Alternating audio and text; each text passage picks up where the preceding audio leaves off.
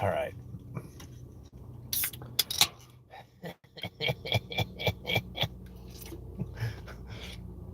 And this is why you don't take no stock advice from me. Don't take no financial advice from me. None of that. Just I'm all hopped up on freaking monster chip. I'm gonna come at you like a spider monkey. All right. This is not financial advice. Obviously, I'm not a financial advisor. There's no base anything I say off these videos or on these videos. Someone said since I say off these videos, it's a loophole. I'm like, what are you talking about? I say about it 1,000 times. I am not a financial advisor. Do not take no financial advice from me. So don't base anything I say off or on my videos. These videos, the videos I make. I don't know how to cover my bases there, but yeah. Here we are. AMC trading around like $4.18 today. It had a little dip this morning. I actually got in today. I think it was like $4.08. Bought a little more. I wanted to come in and really talk about, you know, buying more than you're willing to lose. Like a lot of people, I get a lot of comments or people messaging me on different platforms that are like, I got everything invested in this. I put my life savings in. First off, that's a mistake. I don't know. I don't know how to say it. That's just invest in everything you have into one stock. In my personal opinion, not financial advice, just seems like a mistake. So that's just kind of where I stand with that. It's like you got to be able to not invest more than you're willing to lose. That's your first thing. It looks like I got a customer trying to get in my shop, but more of a salesman, I'm thinking. I'm not trying to buy nothing right now. Sorry. Yep, no, definitely a salesman. Anyways, sorry, I'm sidetracked. Back to the point. Buying more than you're willing to lose. A lot of people over leverage themselves, put too much in. Obviously, that I would say that's a huge mistake. I think most people would agree, but a lot of people, let's just say you're in the position, we're stuck. Okay, bam, bam, you put all your money in. Now what? There's multiple ways you can handle the situation. Me personally, I've never put everything I've had into one stock, but let's just say I did. I'm going to put myself in that position. Okay, I've got over leveraged. I put too much into one stock, and it's just sitting there in the red. My life savings is tied up in there. A couple things you want to do is analyze the stock. Okay, is it something I believe in? Is it something I believe it's going to pull up? Or is it something I think is going to go to zero? I make my personal decision there, and you either cut your loss and pull your money out, or you let it ride, or you take a partial piece out and let it ride. Personally, what I would do, would probably pull some shares, get a little bit of my money, recoup it, and put it to work and make it back somewhere else. And then I would probably take a percentage of my earnings that I make off of that and put it back into the same stock that I've over leveraged myself in and try to average down a little bit. Now, that's just my personal opinion. That's what I would do. I've done similar things, but without my whole life savings in. I'm just saying, if you feel stuck and I'm not giving you financial advice, this is just what I would do. So, I would probably, like I said, pull some out, and for me, it works this way. I don't know how it works for you, but I own a business. I can retail. I can make money off of it. So I'd probably pull a portion of that, maybe not even in the stock market, just invest into myself, invest into my company, whatever the case is, track that money that I've pulled out and try to make some earnings off of it. Once I make the earnings off of it, I figure out, okay, I'm gonna put some of this back in savings. So I have a life savings again to start building off of. And start building again, take a percentage of that and put it back, like I said, into the same play to average down. And like I said, this all varies on certain things. Like if you believe in the company, if it's too stressful, then you don't want to be in it, then obviously you have the option to just pull it all out, take your loss, and just move on. My personal experience, whenever I pull all my shares out of any stock, it doesn't matter what stock it is, it jumps up at the next week, day, two, something like that. A couple days, a week later, all of a sudden it bumps up to where like numbers I wanted to see that hadn't been there for 3 years, and all of a sudden it pops up. So that's a lot of the reason I do a lot of long-term holding as well. I've talked about a lot. I do have plays where I jump in and out of, but I try not to get rid of all my shares. I don't know, I guess it's almost being greedy with my shares. Like, they're mine, I don't want to get rid of them, I'm holding on to them forever. So I don't know, just personal experience I've seen. When I sell something, it goes up.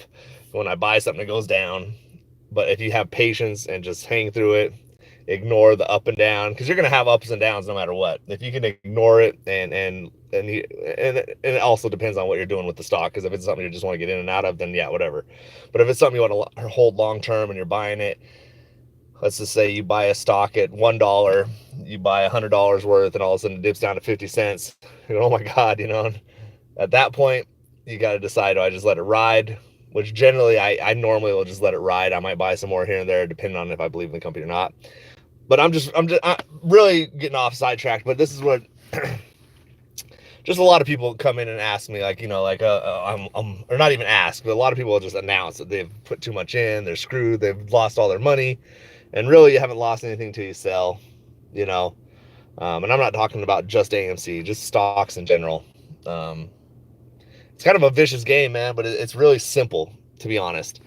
It's a very simple task. You have to be patient with your money, I would say. Definitely very patient with your money. And returns aren't going to be, more than likely, returns on stocks aren't going to be 50%, 100% within, like, days like that. A lot of people, a lot of um, the big traders, the people with a lot of money are good with 10% profit over years. You know what I mean? So it also depends on how much you're putting in, as well. Because if you're putting $100 in, and the guy downtown is putting in 100 million, you know what I mean? That 10% is looking pretty good to him, and 10% to you is like, So that's why I look at building brick by brick, building a foundation in this market. I'm not a millionaire. I don't have 100 million. I don't have a million. I don't have 100,000 to put into the market. So I just slowly add and stack, and it's worked for me throughout the years. I've been able to pull profits. I've lost some, I've gained some, but all in all, I'm up. And my learning, I guess, from this have been just be patient and believe. You really got to believe in the stock you're in. If you just pick some random ass stock because everyone's talking about it and it's hyped, and you buy into it, like something like FFIE, remember when that came out and everyone was on the hype train? A lot of people were probably still stuck there. There's a lot of like GTII, when that came out, a lot of people get stuck. And that's kind of like one I was talking about, not one I was talking about, but kind of how I was saying, when you feel over leveraged, GTII, I got myself over leveraged and it was a shit show. But I was able to sell a portion of my shares, put it to work, like I said, and I put another percentage back in, average back down a little bit, because I had gotten in, I want to say like $2 or $3, $4. I can't remember what the numbers were. But I wound up getting out of it with a loss. I took my losses, but I was able to make my losses less over time. And now I'm just completely out. You learn your lesson. You don't FOMO in on stocks that you know nothing about just because people are talking about it. You got to learn that, I guess. Some of us learn the hard way, like me. You just got to learn the hard way. Sometimes you get lucky, sometimes you don't. There's been times, and I think that's why GTII, I just jumped in without any knowledge, because there was a couple of stocks that I overheard people talking about, or saw the chart for like 2 seconds, that this is money, put my money in and made money and pulled out, and then I'm like, boom, boom, boom. Redbox is one of those ones. I knew about Redbox, the company. I knew it was bad, but I bought in, made some money. There's been a lot along the way. If you've been following the market, there's been a lot of stocks that you can jump in and out of. But it's such a risk. You've got to be willing to risk it for the biscuit, as they say. So for me personally, I do like to buy and hold. I like long-term holds. Obviously, AMC and GME, to me, I believe they have potential to do something huge, something big. MOAS, squeeze, whatever you want to call it. Even without that, I do believe they're under their where they should be. So I think that I think they have potential. I'm not saying that who knows? They could go to zero and I lose all my money I put into them, but that's, I put in what I'm willing to lose. And I'm still buying, still holding. Juke joint, what's up? Sorry, man, an allergies kicking in. Ugh. Juke joint says, I sold my GME for DJT. You do what you want. There's a lot of people that I've done those things. For me personally, I try not to sell other. Well, not others. GME and AMC are the ones I try not to get rid of. I've got for a long time though. I'm guilty for sure. For a long time of just dipping in and out of GME. I made pretty good money off of GME for the last couple years, but now I've kind of got to the point where I'm going to buy and hold and just see where it takes me. Not a lot. I don't have a ton of GME, and I don't plan on getting myself too up there. But I would like to have X amount of shares, reach that goal and just leave it. But if it's like AMC, I had X amount of shares I was going to reach, and I just haven't stopped since then. But the way I look at it, AMC keep going down the road. The longer they kick this can down the road, I'm gonna wind up being a whale at some point. And I'm averaging down all the time. A lot of people said months ago that there's no way you can average down if you put this much in. Well, over the months I've been averaging down constantly. Even if I only put $5-10 in a day, it's going down a few cents. That shit adds up over time. Trust me, because my average when this reverse split originated was up there. To be honest, I don't even remember the numbers it was at, but I want to say, God, I was probably around like $60, something like that. And now my average is probably around like $8, $7, something like that. So I don't know. That's the other thing is I'm not very organized. I need to go through and take care of my shit. I used to screenshot and screen record everything. It's been a while. I need to go do that. Make sure I have everything in line. But I couldn't even tell you the exact amount of shares I have right now because I've just been buying, holding. I got an approximate range where I'm at. But I used to post all my shares too, but I got a lot of shit for that. So I stopped doing that. Anyways, but that's just kind of what I was looking at. I get a lot of people that talk about being over leveraged, putting their whole life savings in, they're screwed. So that's what I would do with it personally. It also depends on the stock.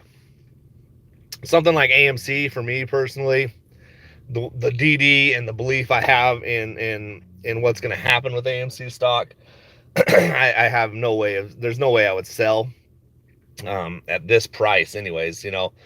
If things were going slow and it was sitting around 30 or 40 bucks and I was up a few grand, 10 grand, whatever, I might consider, okay, well, I might jump out of here and leave some. But selling in the red is diabolical. You just don't do it. I don't do it. I don't know. I wouldn't tell you what to do. I can't tell you to buy, sell, or hold. I wouldn't tell you to buy, sell, or hold. But for me, I hate selling in the red. The only way is if I know I'm going to recoup my money somewhere else. Like I said, bring some back and average down. Everyone has their own way of doing things. This is mine. I'm not saying it's accurate or perfect, but it's worked for me over time. So that's that. Now, AMC and GME, they're both kind of sitting low. They're definitely low. I could see them going lower than they are right now. There's a lot of stuff going on, that could create an up or down pattern. Obviously, prayers up to everyone in Florida.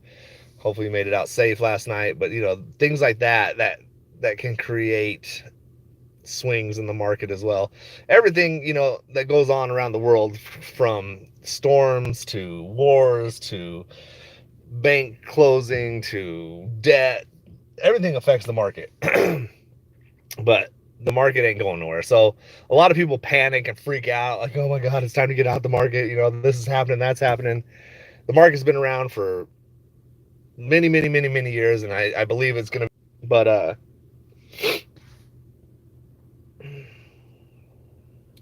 Juke Joint says, I'm here in Florida. We good. Power went out though.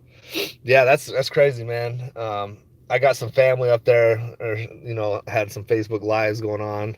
Crazy, man. That's one thing that you just never know. Mother Nature, man, some other shit. But definitely prayers to everyone up there. Hopefully everyone made it out safely. There's nothing crazy. I did see like the Tampa Bay Devil Rays Stadium where the roof blew off. Like, oh shit. DT says, I don't know how they keep the price of AMC low and expect anyone to sell. It's true. I'm sure there's people that have panic sold, but for the most people, I think the most part, and the people that panic sold, there's people just eating them back up, yeah,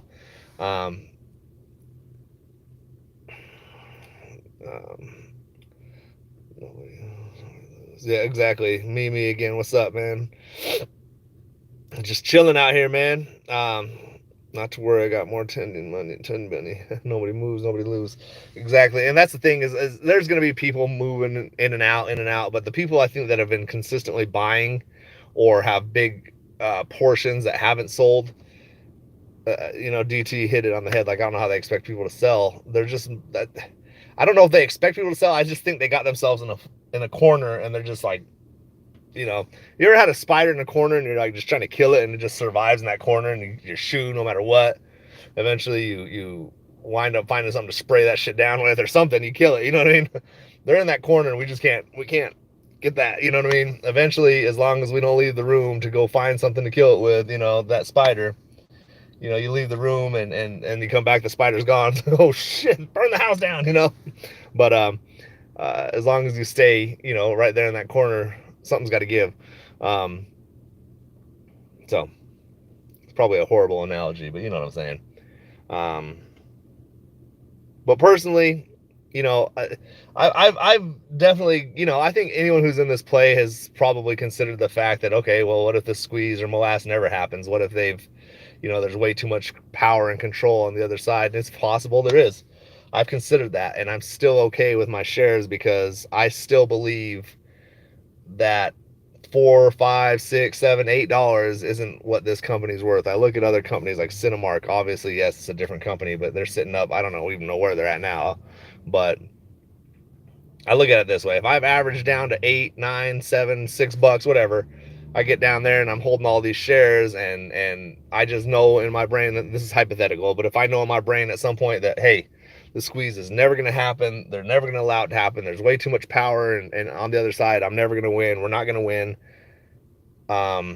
as far as the squeeze goes, then I still believe that further down the road, I have all these shares and it bumps up to $20 and I got all these shares, and this is all hypothetical. Don't come at me. You know what I mean? But I'm just saying, like, if something happened and I just knew 100% the squeeze wasn't going to happen, I got all these shares, my average is, let's just say $7, and it goes up to 20, you sell out and you make some money. You know what I mean? Me against this I meant more time and money. Yeah, I thought you said tendies. I got more tendy money. I was like, hey man, I got tendy money too, but I got more time and money. Money and time is one thing that's, it's true. We got time. We got time today. So, but other than that, there's other plays. Like I said, I've jumped in and out of ZK. I jumped in and out of C3AI the last couple days and made some decent profit. There's some other ones I'm looking into. There's always a way to make some money in this market. So, and I believe a lot of you guys, even in my comments that watch this later on, are probably smarter at the market than I am. And I know you understand that there's always money. Now, AMC and GME, mainly AMC to me, is just one of those wild cards. It's like, it just, it could be life-changing money. It definitely could, because you look at, I mean, something that's been brushed under the rug and kicked down the road and take the attention away from it, and all that on top of the fact that you've done your DD, or I've done my DD, and looked deeper into these things. But if you haven't, and you just look from the outside in and say, man, this company's had a successful quarter and the stock plummeted, or they're paying off debt and the stock plummeted, or they've got to get to $5.66 and they can convert more debt and the stock can't even touch it. It all adds more conspiracy in your head, like, oh my god, man, like, what is going on? It's more confirmation for me. The more FUD, the more crazy things that happen. I mean, there's been news all the way down this crazy. I mean, if you go down the rabbit hole, there's no end of all the crazy things that have happened. You had an analyst in New York that that had stated that he thought AMC would be worth a lot more than it was. As soon as he does that, the next day he passes away and drowns in a river, and was it an accident? Possibly. Who knows? I'm not getting into all that, but I'm just saying there's all sorts of shit. This rabbit hole doesn't end. That's one of the bigger ones, but you can go in and there's fires, there's it just doesn't end. I'm not going down all that far. Orion, the legend in the house, he says, more FUD, longer we push it out, more we push it down, the bigger we good. Buying the dip. Buying the dip engaged. Ahoy, Captain. Buying the dip. I don't know why I did this. Ahoy, Captain. That don't make no sense. But I'm buying the dip nonetheless. I am buying the dip. There's a lot of dip. There's a lot of dip, man. Just got to have the chips to dip into it, you know. A lot of dips, and I know people are probably tired of it. Like, God, when is it going to go up? I don't know when, but I will say at some point I believe it will. We got to think.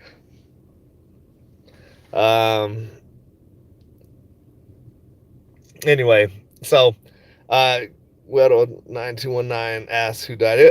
You know, this is you can look into your own. It was a financial analyst or something that had come up and had stated the AMC was going to be worth a lot more than what it was listed at. I can't remember the whole thing. You got to do your own research on this one. Now maybe he really did just drown after a concert. Who knows? I could be wrong. You know, it could have just been a freak accident. But it was just crazy the timing of it. You know, he said the AMC should be worth a lot more. Comes up missing. They fix that, scrub that, move along. I'm just saying there's a lot of crazy stuff that goes hand in hand with this, you know. I'm not trying to get too deep into that, you know, because I'm just trying to stick to more what I know.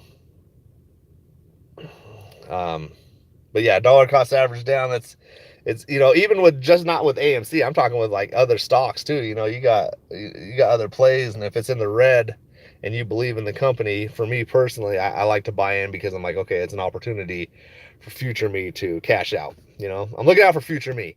You know, past me used to not do that. Future, you know, current me, you know, and recent past me is looking out for future me and my family and my kids and my, you know, generational. I'm trying to come up with generational wealth, and the stock market isn't the only way to do it, but it's definitely a way to do it. I mean, the proof's in the pudding, man. There's people out there that got tons and tons of money just off the market, so it can be done. And you know, I believe personally, patience will pay off. That's just my personal opinion. You know, you look at some of the big traders back in the day, the old school traders, Warren Buffett, shit like that. That's all they did is buy and hold. And by saying to do that with AMC, it's funny because people are like, "Why would you do that? You can't do that." You know, and the same breath, that's what we were taught. You know, like from all the a lot going on. Um,